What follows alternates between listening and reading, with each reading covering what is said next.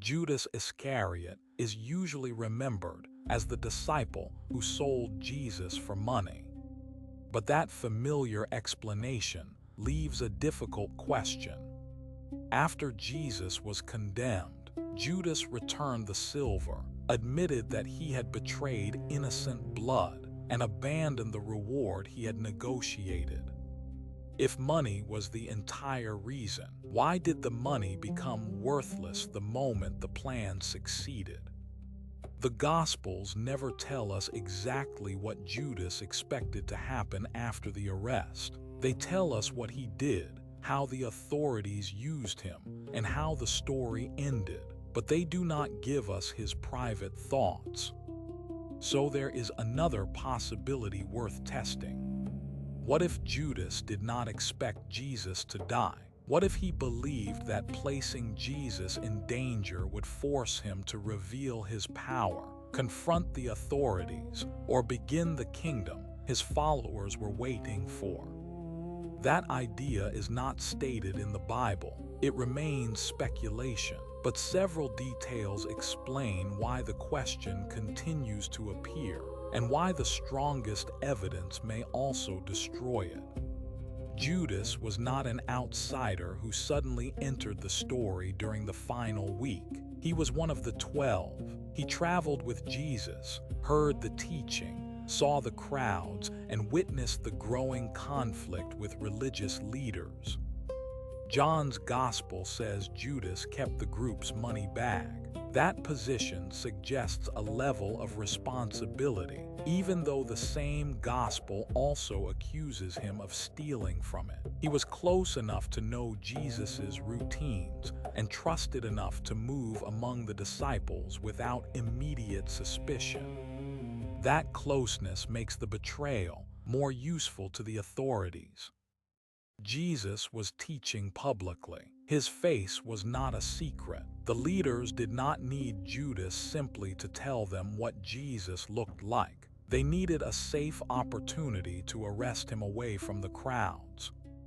Luke says the authorities were afraid of the people. Judas offered them access to Jesus at night, outside the public excitement surrounding the festival. His information turned a dangerous public confrontation into a controlled arrest. The earliest Gospel, Mark, says Judas went to the chief priests to hand Jesus over, and they promised him money. Matthew sharpens the financial motive by having Judas ask what they would give him. Luke explains the betrayal in spiritual terms, saying Satan entered Judas. John presents the darkest portrait, calling Judas a thief and connecting his decision with the devil. These accounts agree that Judas deliberately cooperated with Jesus' enemies, but they emphasize different explanations, and none records Judas saying, "I want Jesus dead." That silence does not make him innocent. It does, however, leave room to ask what outcome he imagined. The disciples repeatedly struggled to understand Jesus' predictions about suffering and death. They expected victory, restoration, and the arrival of God's kingdom, but they often misunderstood what that kingdom would look like. Even after the resurrection, Acts records the disciples asking whether Jesus was about to restore the kingdom to Israel. That question reveals how powerful the expectation remained. During Jesus' arrest, one of his followers drew a sword. The Gospel of John identifies that man as Peter. Whatever Jesus had taught about suffering, at least one disciple was still prepared for physical resistance when the decisive moment arrived. Judas had also seen Jesus escape danger before. Crowds had tried to seize or kill him, yet he had walked away. Judas had seen healings, confrontations, and demonstrations of authority. A follower convinced that Jesus was the Messiah might have believed that no arrest could truly defeat him. That creates the speculative theory. Perhaps Judas had become frustrated. Jesus entered Jerusalem to public acclaim, but he did not seize political control. He challenged the temple, argued with leaders, and spoke again about death. To someone waiting for a visible revolution, the movement may have seemed to be reaching its moment and then refusing to act. Under that reading, Judas was not trying to help the priests. He was trying to force the crisis. An arrest would bring Jesus face to face with the authorities. The danger would demand a response. Jesus would reveal who he truly was. His followers would rally, and the kingdom would finally begin. Judas may even have imagined himself as the man who triggered the victory.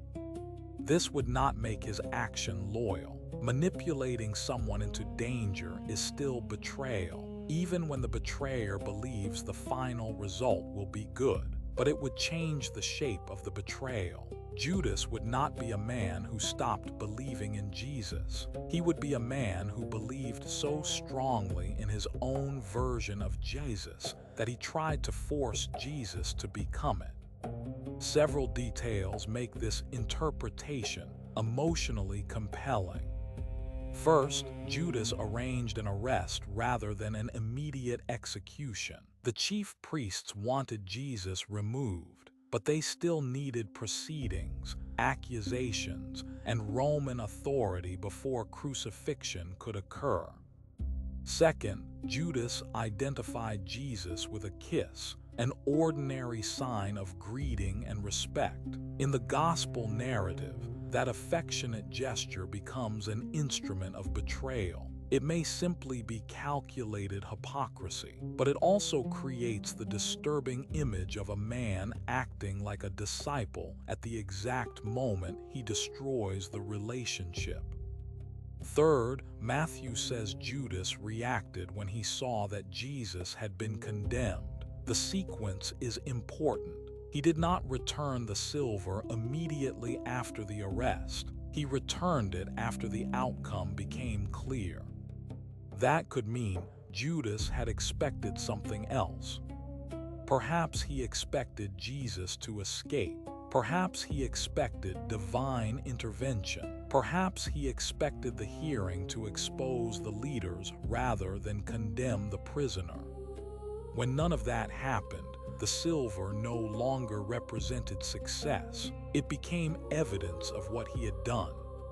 But this is where the theory faces its hardest problems. The canonical Gospels never say Judas was trying to force Jesus to act. They never describe him as a revolutionary, and they never connect the name Iscariot securely with a militant political group. Attempts to turn him into a confirmed zealot go beyond the evidence. The financial motive cannot simply be dismissed. Matthew presents Judas bargaining over the price. John portrays him as someone already willing to steal from the common funds. A person can return money after committing a crime without proving that money was never the motive. Remorse can arrive after greed has achieved its goal. The spiritual language is also central to Luke and John. Both say Satan entered Judas. Within their theological presentation, the betrayal is not an unfortunate strategy that went wrong. It is part of a movement toward darkness that Judas accepted. Jesus' own warnings are even more damaging to any heroic reading. At the meal, Jesus speaks of betrayal as a terrible act and pronounces judgment on the one responsible. In the garden, Judas arrives with the arresting group and uses his closeness to deliver Jesus into their hands. Whatever Judas hoped would happen, the story does not excuse what he chose. There is another problem. Jesus had repeatedly spoken about his coming death. Judas may not have understood those predictions, but he cannot be portrayed as having no warning at all. If he forced a confrontation, he did so against the direction Jesus had already given. The The theory that Judas thought he was helping, therefore, cannot be presented as the hidden answer the Bible forgot to reveal.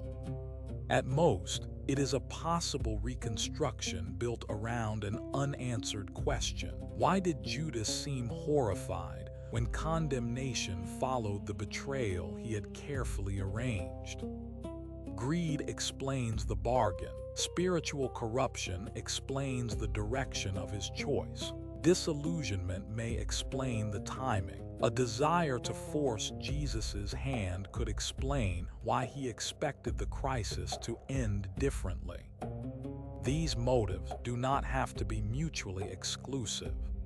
Human decisions are rarely powered by one clean reason. Judas could have been disappointed, resentful, financially tempted, spiritually hardened, and still convinced that Jesus would escape the trap. A person can act from greed while telling himself that he is serving a larger purpose.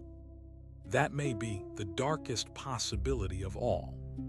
Judas may not have awakened that morning thinking he was about to become history's symbol of betrayal. He may have believed he understood what needed to happen next. He may have decided that Jesus' plan was moving too slowly, that the moment required pressure, and that one dangerous act would produce the right ending.